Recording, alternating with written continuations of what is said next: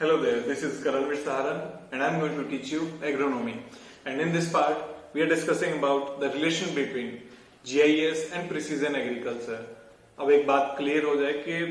Precision agriculture GIS के बिना अधूरा है, ठीक है। अब प्रिसीजन एग्रीकल्चर को, सटीक खेती को आप GIS के बिना अधूरा मान सकते हो, ठीक है। पर GIS अकेला ऐसा नहीं है कि वो प्रिसीजन एग्रीकल्चर पे ही टिका हुआ है, इसके और भी बहुत से काम है। जैसे मान लो अंतरिक्ष में जब चांद के नक्शे बने या फिर किसी भी दूसरे ग्रह के नक्शे बनाए जाते हैं, इवन अपना जो आर्कियोलॉजिकल डिपार्टमेंट है, जो पुरातत्व विभाग होता है, जब वो नई नई डिस्कवरीज करता है, नई नई जगह खोजता है, तो उस टाइम पे बहुत सा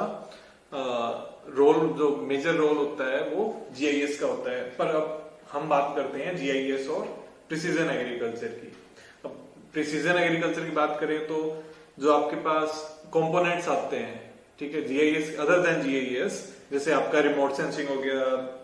GPS हो गया, सेंसर टेक्नोलॉजी होगी, ठीक है, आपकी VRT वगैरह, ये सारी टेक्नोलॉजीज, ये सारा का सारा जो कॉम्बिनेशन होता है ये आता है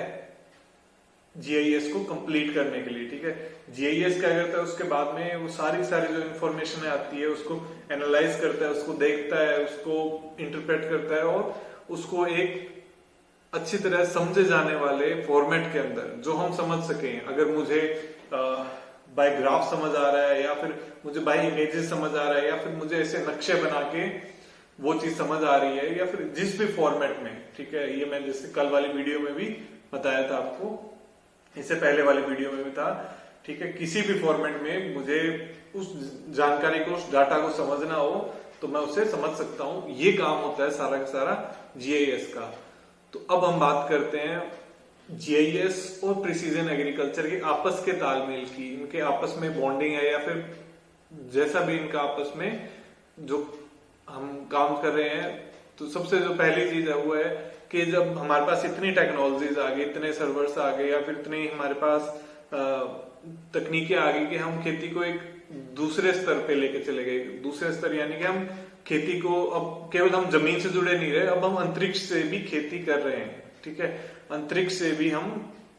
धरती के ऊपर खेती कर रहे हैं, करवा रहे हैं। रिमोट सेंसिंग से सारे डाटा ले रहे हैं, इंफॉर्मेशन प्रोवाइड कर रहे हैं, इंफॉर्मेशन शेयर कर रहे हैं, और भी बहुत कुछ चल रहा है। सिर्फ इस खेती को और अधिक प्रॉफिटेबल बनाने के लिए, इसको और अधिक सटीक बनाने के लिए, इस खेती के लिए और अधिक इसको सुचारू रूप से और अच्छे ढंग से इसको प्रॉफिटेबल बिजनेस बनाने के लिए हम लगे हुए हैं। अब हम बात करते हैं GIS का जो रोल आ गया, या फिर प्रिसीजन एग्रीकल्चर की बात करें हम, ठीक है। तो प्रिसीजन एग्रीकल्चर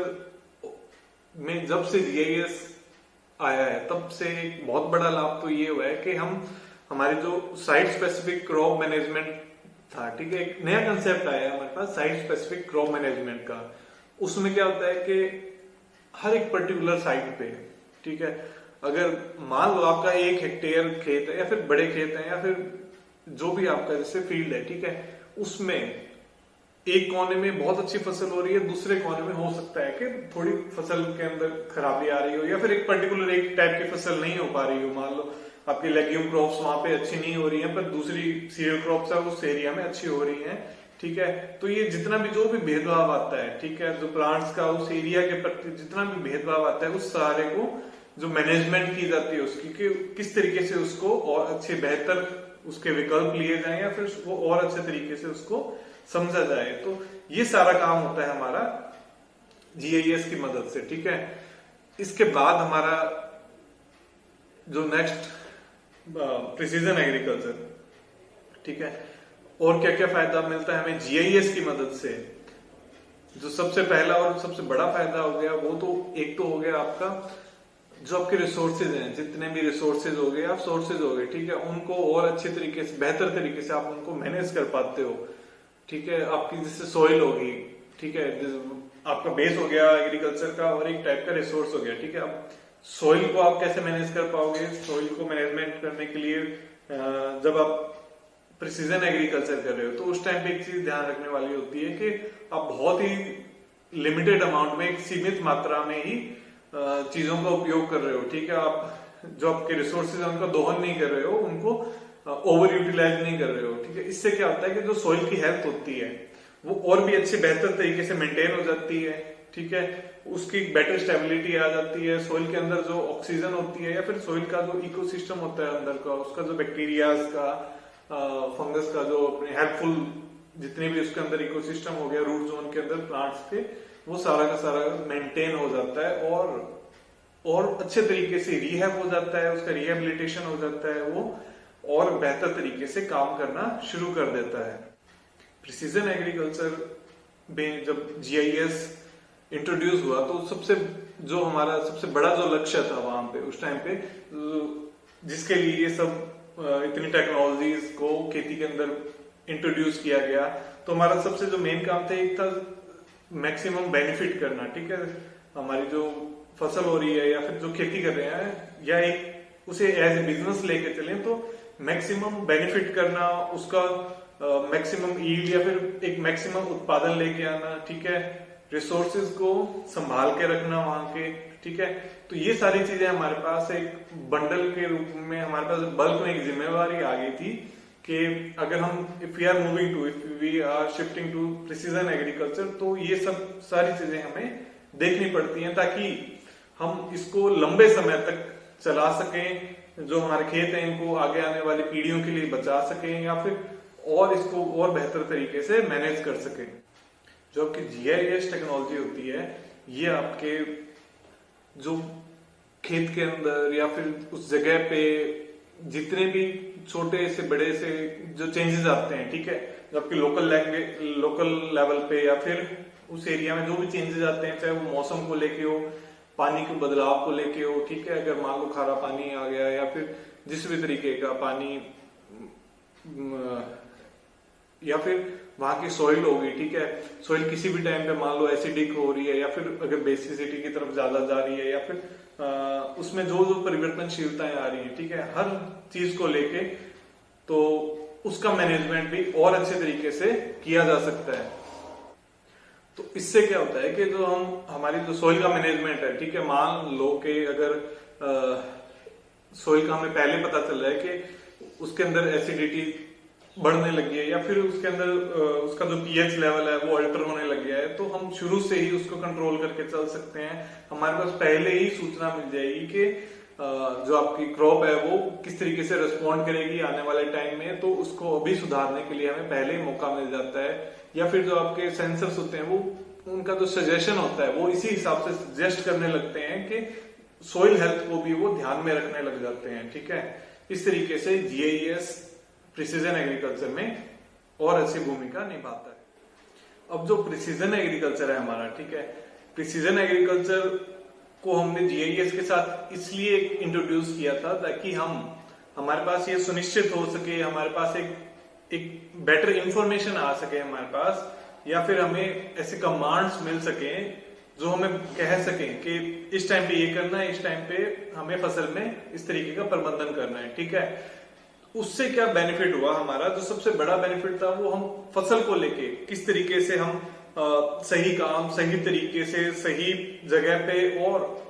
और उसको सही समय पे कैसे कर पाते हैं, इस चीज का हमें अनुभव हुआ या फिर हमें सीखने का मौका मिला। और साथ के साथ ये जितना भी डेटा होता है, ठीक है, अब अगर आप नॉर्मल एक प्रिसीजन एग्रीकल्चर करते हो विदाउट जीआईएस और without the help of softwares और हार्डवेयर्स, ठीक है, एक जर्नल जो आप प्रिसीजन एग्रीकल्चर आप प्रैक्टिस करते हो, जैसे मान लो आप ड्रिप इरिगेशन कर रहे हो, that is also form of precise agriculture, ठीक है। और अगर आप ग्रीन हाउस के अंदर या फिर शेड नेट्स के अंदर या फिर आपके जो पॉली हाउसेज है उसके अंदर जो खेती कर रहे हो, that is also considered in precision agriculture. But अगर वहां पे टेक्नोलॉजी आपकी इंट्रोड्यूस नहीं हो रही है, ठीक है, अगर आप ड्रिप सिस्टम है आपका, आप सुबह गए और उसको चला दिया और शाम को बंद कर दिया, नेक्स्ट डे फिर गए और फिर उसको आपने चला दिया, तो इस तरीके से, या फिर अगर आपको लगा कि आज पौधा पानी मांग रहा है, ठीक है, एक चीज होती है आपको लगा कि पौधा पानी मांग रहा है और एक होता है आपको एक सेंसर ने गाइड किया कि now this is the time for the requirement of water to this plant, ठीक है। मतलब कि वो सेंसर आपको बोलेगा कि ये वो समय आ गया है कि आप पानी दीजिए उस पौधे को, ठीक है। इन दोनों ही चीजों में बहुत डिफरेंस हो जाता है, ठीक है। इसीलिए कहा जाता है कि प्रिसीजन एग्रीकल्चर जीआईएस के बिना लगभग अधूरा है। ठीक है, मैं ये नहीं कहता हूं कि प्रिसीजन एग्रीकल्चर जीआईएस या फिर इस सिस्टम के बिना कुछ भी नहीं है, पर अधूरा है। ठीक है, अब हम बात करते हैं प्रिसीजन एग्रीकल्चर के, जीआईएस के प्रिसीजन एग्रीकल्चर में आने के और क्या क्या फायदे हुए हैं। तो जैसे कि आपको पता है कि आपके जो जीआईएस है, इसके जो सब्स्टिट्यूट कंपोनेंट्स हो गए आपके, जैसे आपका वीआरटी हो गया, वेरिएबल रेट हो गया। ठीक है, इसके अलावा जैसे आपके रिमोट सेंसिंग हो गया, जीपीएस हो गया या डीजीपीएस हो गया। ठीक है, इन सारी चीजों को जब हम, जैसे ये आपकी सोइल सैंपलिंग वगैरह या फिर ग्रिड सिस्टम हो गया, तो इन सब को अगर आप कोलैबोरेट करोगे, ठीक है, इन सब का जब कोलैबोरेशन होगा आपस के अंदर, तब हमारे पास एक डाटाबेस होगा हमारे पास। ठीक है, जिसके अंदर हमारे उस एरिया में होने वाले जितने भी बदलाव हैं, ठीक है, चाहे वो फसल को लेके बदलाव है, चाहे वो मौसम को लेके बदलाव है, या फिर आपके वहां के इवन पेड़ पौधों में भी जो बदलाव आ रहे हैं, ठीक है, उस लैंड की टोपोग्राफी से लेके उस एरिया के जो भी बदलाव आ रहे हैं, उसका एक हमारे पास एक डाटा होगा हमारे पास, जिसको हम और अच्छे बेहतर तरीके से एनालाइज कर सकते हैं। आने वाले टाइम में उसको और अच्छे तरीके से हम कवर कर सकते हैं। सेंसर टेक्नोलॉजी हमारी इतनी विकसित हो चुकी है कि हम आने वाले इतना प्रिडिक्ट कर चुके होते हैं कि वहां पे उस एरिया में मौसम कैसा रहेगा, मौसम में यह चेंज आ रहा है, तो उस चेंज से, उस मौसम के उस चेंज से फसल पे क्या क्या फायदे होंगे, क्या क्या नुकसान होंगे। ठीक है, अगर मान लो मौसम ऐसा हो रखा है कि जो फेवरेबल होता है, ठीक है, मौसम ऐसा हो रखा है जो फेवरेबल है आपके कीटों के लिए, आपकी बीमारियों के लिए, या फिर फंगस वगैरह, बैक्टीरिया वगैरह, इनके लिए फेवरेबल है, तो जो सेंसर टेक्नोलॉजी होगी वो हमें पहले से ही निर्देशित कर देगी कि ये समय आया है कि इस टाइम पे आप इंसेक्टिसाइड यूज करो, फंगिसाइड का इस्तेमाल करना शुरू कर दो, या फिर इस तरीके से आप उसके अंदर अपना जो भी आउटपुट देना हो उसको, फसल को, तो आप वो दे सकते हो। ठीक है, इससे बड़े फायदे क्या होते हैं कि हमें पहले से ही मालूम चल जाता है कि उस फसल की जो क्या रिक्वायरमेंट थी, या फिर आगे आने वाले टाइम में उसकी क्या रिक्वायरमेंट होगी। ठीक है, कीटों का अगर आक्रमण होता है, एक तो तब रिक्वायर करना होता है, और एक होता है हम उसे अर्ली स्टेज में ही कंट्रोल कर लें। ठीक है, तो इस अगर जीआईएस या फिर जीपीएस की बात करें, या फिर और इनकी टेक्नोलॉजीज की बात करें, सेंसर टेक्नोलॉजीज की बात करें, तो इंडिया में अभी तक ये शुरुआती स्तर पे है। ठीक है, पर ये विदेशों में, ठीक है, विकसित देशों में, जैसे अमेरिका हो गया, इजराइल हो गया, ठीक है, तो और भी बहुत सी कंट्रीज हैं, तो उसके अंदर ये किस लेवल पे है, ये मान के चलो कि ये 1990s के अंदर, ठीक है, 1990 या उस दशक के अंदर ये पूरे अपने फ्लो में थे। ठीक है, उस दशक के शुरुआत के अंदर ये पूरे फ्लो में थे, पूरा अच्छा इनका, और आज से इस बात को, आज से ये मान के चलो आप 30 साल हो चुके हैं। ठीक है, 30 साल होने को आया। 30 साल के अंदर खेती बाड़ी में एक जो टेक्नोलॉजी थी, ठीक है, जिस हिसाब से वो एडवांसमेंट लेके आ रहे हैं चीजों के अंदर, जो 30 साल पहले की और 30 साल बाद की जो टेक्नोलॉजी में इनोवेशंस आए हैं, जो टेक्नोलॉजी को लेके उन्होंने विस्तार किया है, या फिर जिस तरीके से उन्होंने खेती के अंदर बदलाव किए हैं। ठीक है, भारत में सबसे जो बड़ी समस्या आती है, जो फेस करनी पड़ती है इन टेक्नोलॉजीज को, वो होती है जो खेतों का साइज है बहुत छोटा है। ठीक है, दूसरा, खेतों का साइज छोटा होने की वजह से, या फिर ये मान के चलो कि जो यहाँ का किसान है, ठीक है, अगर उसको एक बार साइड में भी रख दें कि वो गरीब है, ठीक है, एक बार गरीबी साइड में रख दो, कि हो सकता है कि गवर्नमेंट अफोर्ड कर सके, या फिर गवर्नमेंट इसकी मदद कर सके सब्सिडीज वगैरह की मदद से। पर अगर वो किसान अनपढ़ है, ठीक है, अगर वो किसान अनपढ़ है और उसे समझ नहीं है how to deal with the software, उस सॉफ्टवेयर से कैसे वो डील करे, या फिर उस मशीन को चलाना कैसे, या फिर उस तरीके को अपनाना कैसे है, ठीक है, या वो जो सिस्टम इंफॉर्मेशन दे रहा है उसको इंटरप्रेट कैसे करना है, उसको देखना कैसे है सॉरी, और उसी को किस तरीके से एनालाइज करना है, या फिर उसी बात पे किस तरीके से अमल करना है उसे। ठीक है, तो इन चीजों के बारे में किसान को नहीं पता होगा, क्योंकि वो अभी जैसे बात कर रहे थे कि अनपढ़ है। ठीक है, तो जो सबसे बड़ा मेजर जो इशू आता है, वो तो एक तो हो गया हमारे खेत छोटे हैं, दूसरा है किसानों में इतना लिटरेसी रेट नहीं है, जो हालांकि आने वाली पीढ़ियां हैं वो धीरे धीरे स्मार्टफोन्स, एक एग्जांपल ले लो स्मार्टफोन्स का ही, कि सबके सब इसके अंदर अपना एक कीन इंटरेस्ट दिखा रहे हैं, अंदर जाते जा रहे हैं इसके टेक्नोलॉजीज के अंदर, ठीक है। आज का जो किसान है, मोस्टली हर किसान मौसम को पहले से ही फोन के अंदर पहले से ही देख लेता है कि मौसम ऐसा रहेगा तो इस हिसाब से मुझे खेत में स्प्रे करनी चाहिए या नहीं, या फिर मैं पानी लगा देना चाहिए या नहीं, या फिर हार्वेस्टिंग मैं जल्दी करूं या फिर लेट करूं, या फिर इस तरीके से वो पहले से अनुमान लगा लेता है कि उससे खेती में करना क्या है। सिर्फ एक मात्र जो आपका सेंसर जो वहां पे काम कर रहा है वो हो गया आपका जो सैटेलाइट नेविगेटर, उससे सैटेलाइट से जो मौसम के बारे में वेदर फोरकास्टिंग हो रही है, सिर्फ उसी को लेके, ठीक है। अब ये सोचिए कि सिर्फ एक वेदर फोरकास्टिंग को लेके वो इतना सचेत है और इतना ज्यादा वो एडवांसमेंट लेके आ रहा है कि वो खुद डिसाइड कर रहा है, ठीक है। तो जब सबकी सब टेक्नोलॉजीज आ जाएंगी, सबकी सब एक साथ काम करेंगी, सब जितनी टेक्नोलॉजीज हैं सबका जब समावेश हो जाएगा, ठीक है, इंटीग्रेशन हो जाएगा, तब उस किसान को अपने जो उसकी डिसीजन मेकिंग पावर होगी या फिर उसको जो डिसीजंस लेने होंगे उसके अंदर कितनी ज्यादा एडवांसमेंट आ जाएगी, हम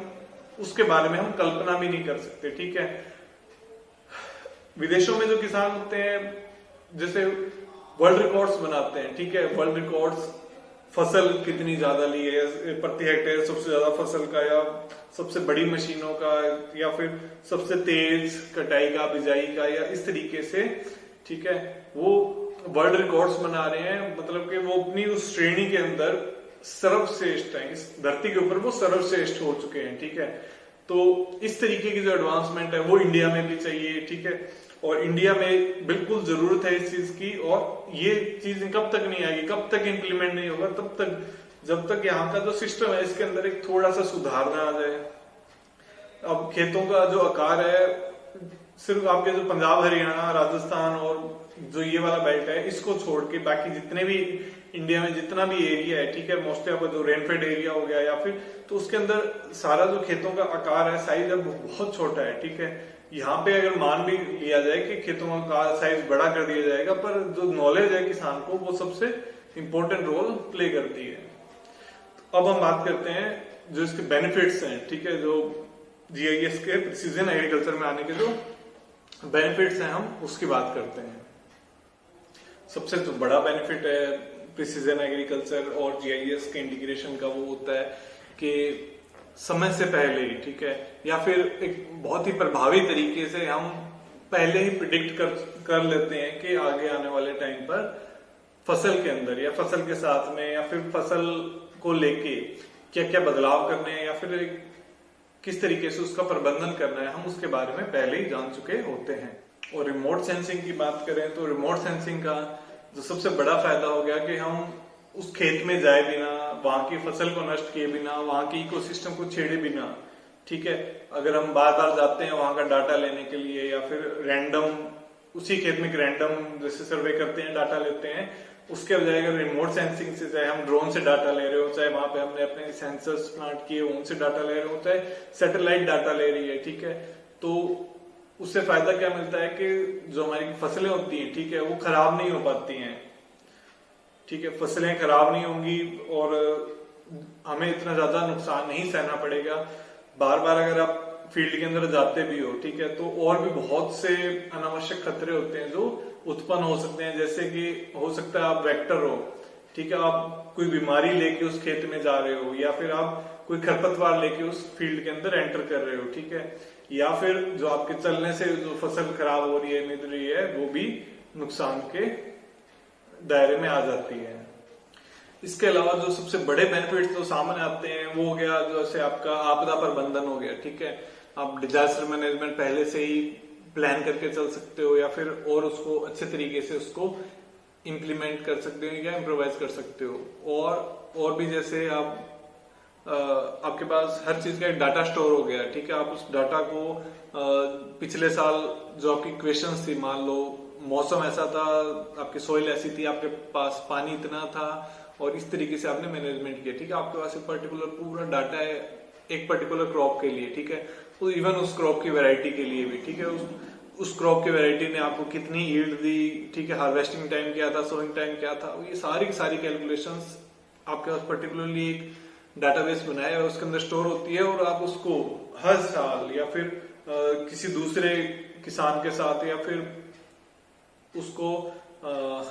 जो आप नेक्स्ट फसल बीज रहे होते हो, ठीक है, तो उसके अंदर आप उसको आपस में इंटरप्रेट करके देख सकते हो कि कहाँ पे कौन कौन सी एक्टिविटीज में आपको नुकसान होने वाला है, कौन कौन सी एक्टिविटीज में आपको आगे आने वाले फ्यूचर के अंदर फायदा होने वाला है, ठीक है। और इसकी जितनी भी जैसे जो भी बेनिफिट्स हैं, ठीक है, सारे कॉमन बेनिफिट्स हैं जो प्रीवियस वीडियोस में भी आ चुके हैं, ठीक है। और यहीं पे जो आपका टॉपिक होता है जो जीआईएस का, ठीक है, जियोग्राफिक इंफॉर्मेशन सिस्टम का जो टॉपिक है वो यहीं पे खत्म करते हैं। जो हमारे नेक्स्ट टॉपिक्स होंगे, जो हमारा एक बड़ा टॉपिक बचा हुआ है अभी रिमोट सेंसिंग का, ठीक है। रिमोट सेंसिंग जीपीएस का, जीआईएस का ही एक कंपोनेंट था, और इसको मैंने आपकी जो पिछली वीडियो थी, प्रीवियस वीडियो के अंदर इसको मैंने टच नहीं किया था, जस्ट एक छोटा सा उसका इंट्रोडक्शन दे दिया था। पर अब जो आगे आने वाले आपके जो नेक्स्ट वीडियो आएगी उसके अंदर रिमोट सेंसिंग के बारे में एक विस्तृत जानकारी होगी आपके पास, हर चीज के बारे में हम उसे पूरी एक वीडियो के अंदर ही कवर कर लेंगे। तब तक के लिए ऑल द बेस्ट।